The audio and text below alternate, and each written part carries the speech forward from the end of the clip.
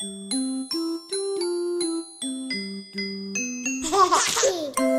informed, be inspired. Join us for the Pregnancy, Birth and Beyond show. Tune in and listen for both modern and ancient wisdom on all things maternity, parenting and sacred women's business, right here on the Pregnancy, Birth and Beyond show.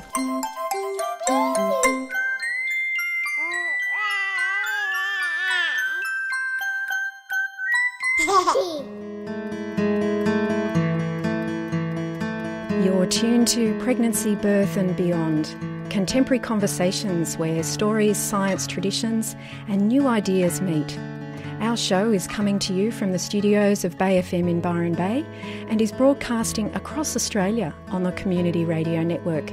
And you're here with me, Sally Cusack. They say a picture tells 1,000 words, and nothing could be truer of images of birth. Even though the camera was invented over 130 years ago, it has only been in very recent years that the camera has made its way into the birth room. And even then, we are witnessing only in just the last couple of years a huge explosion in the volume of birth photos being taken, particularly professionally taken photos. If you go to the Australian Institute of Professional Photography to find a photographer, there is now a category of birth photography that you can search under, but that was created only in the last 3 or 4 years, I hear. It seems women are wanting to capture the culmination of their hard work in growing their baby over the previous 9 months, and for some women may have also involved a lot of hard work prior to that time in conceiving their baby. In times past, birth was kept behind closed doors, and for some whose births are well behind them, it may be hard to imagine why you would invite a camera into such an intimate moment. But as we'll hear in today's show, many women today want to celebrate this moment, which for them eclipses any wedding. These images are also inspiring women to play an active role in their births. The first story I have here is from Luna, a mother of 2 who speaks of how she came to birth photography. It wasn't her choice for her first birth just a few years ago. It really puts it into a different perspective, the whole birthing process. From actually living it to seeing it is very different, and you can witness the beauty and the strength and how strong we are once we look back at it. It's quite incredible. When I birthed for the first time, I didn't have a birth photographer, but I kind of did in a different way. One of the midwives got my iPod. She started recording it, even though I said that I didn't want it. Then when I looked back, and I remembered exactly the moment when I got in touch with, I just felt this beautiful presence of all this energy of women that have given birth. Like everyone, we're here because we come from a woman.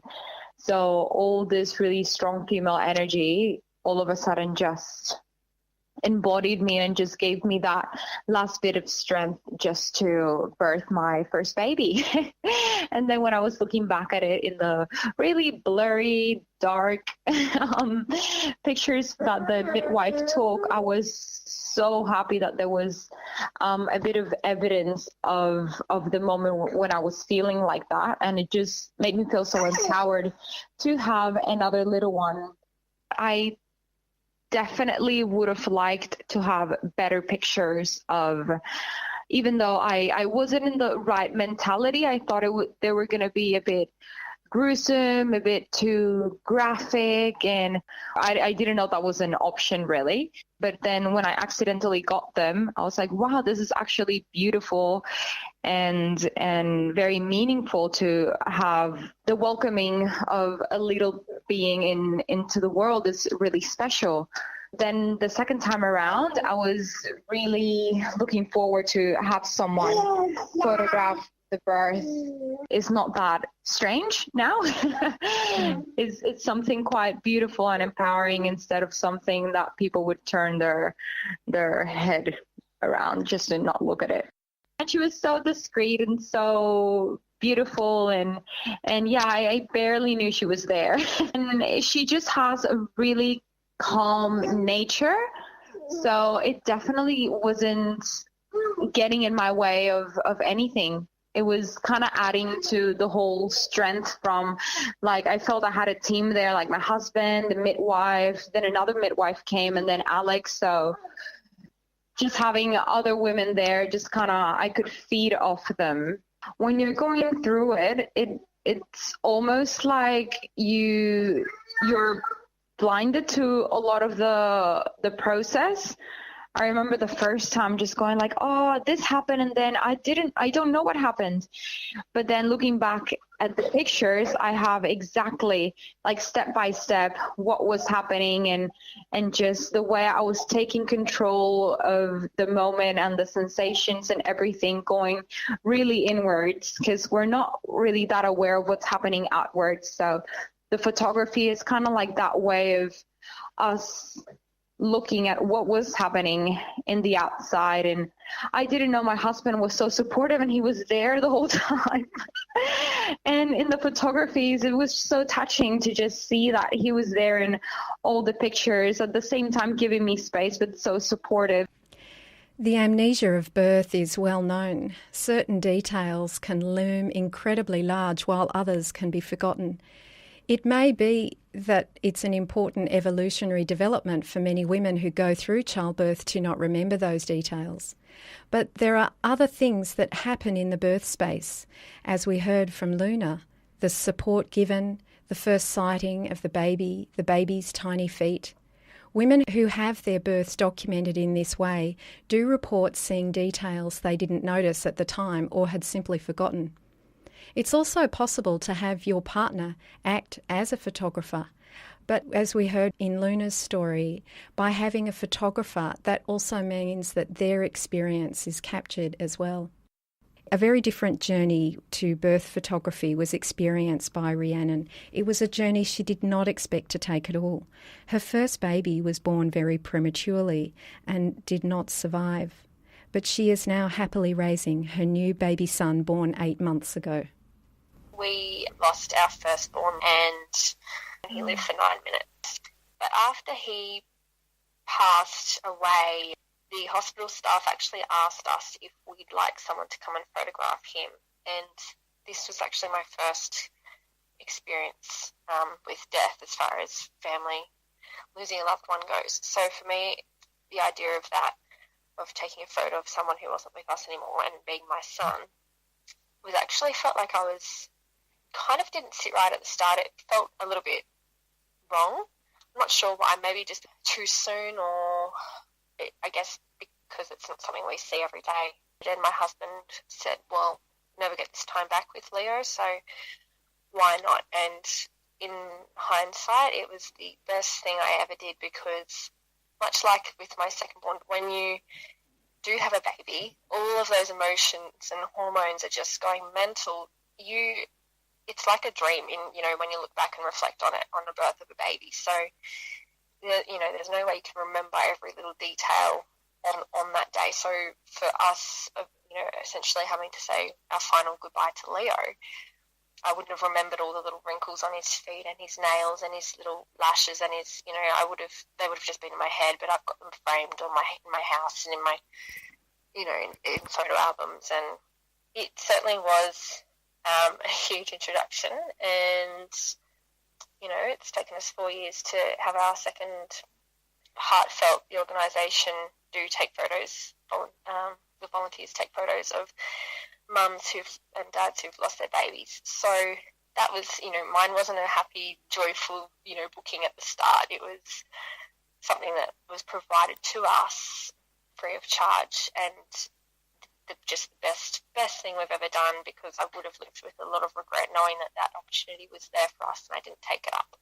A few years down the track, I needed to have a C-section, so I spoke to my obstetrician and said, I've seen that you've done a maternal assisted cesarean and I would like to do it because I want to kind of warm up that clinical theatre vibe. I kind of wanted to be part of that delivery as much as I could be. And he said, that's fine, that's great, let's do it. So because we were welcoming our rainbow baby, and because I was doing a birth that is pretty unforgettable for me and our family and even my obstetrician, I thought I need to photograph this, and knowing the feeling I felt first time round, there were a lot of things I couldn't remember. So I had my date booked in, and 6 o'clock in the morning, our photographer arrived there with us, and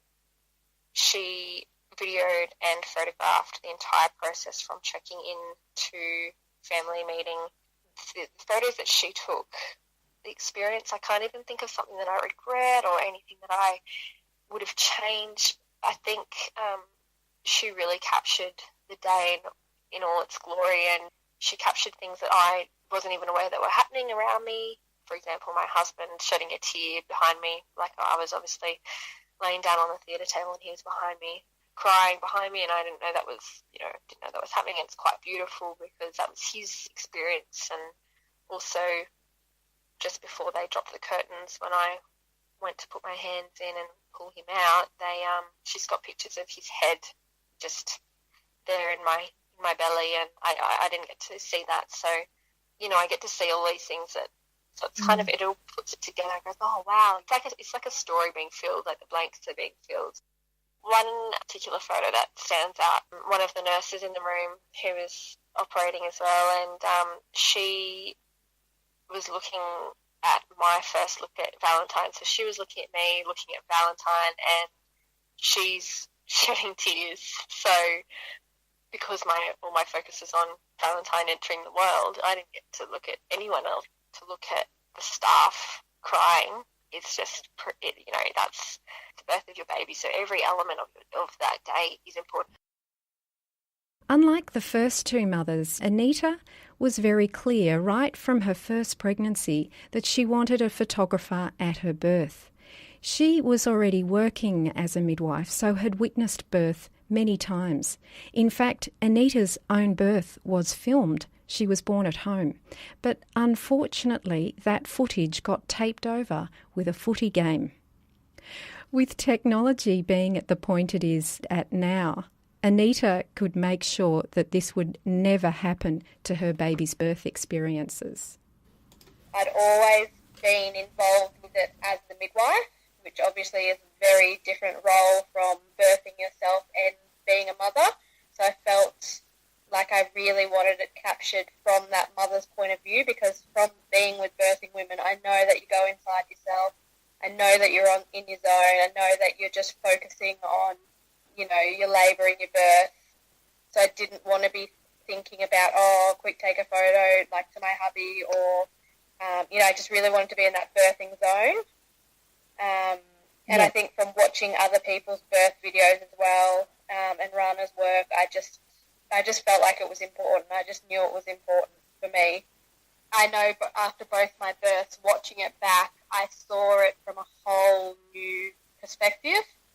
And my memory of labour and birthing is very, very fuzzy because I was just so in the zone and, one contraction at a time. And to look back on it, you really see the beauty in it. And you see, from the outside, you and your husband and your midwife working together, and you get to see the look on your face and your husband's face when you first see the baby. Like, all of that kind of stuff to me is just memories that I always want to have.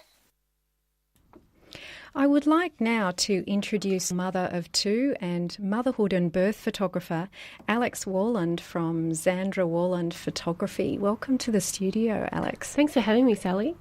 Alex is also a breastfeeding counsellor with the Australian Breastfeeding Association. Something I've noticed in my research about birth photography is how eminently qualified you photographers are. It's quite a cohort of professionals who've worked in the field in some way before coming into photography. Alex, in your blog, you write that you were very moved by the photos you saw when you were pregnant for the first time. Do you know what it is about those photos that you looked at that moved you so much?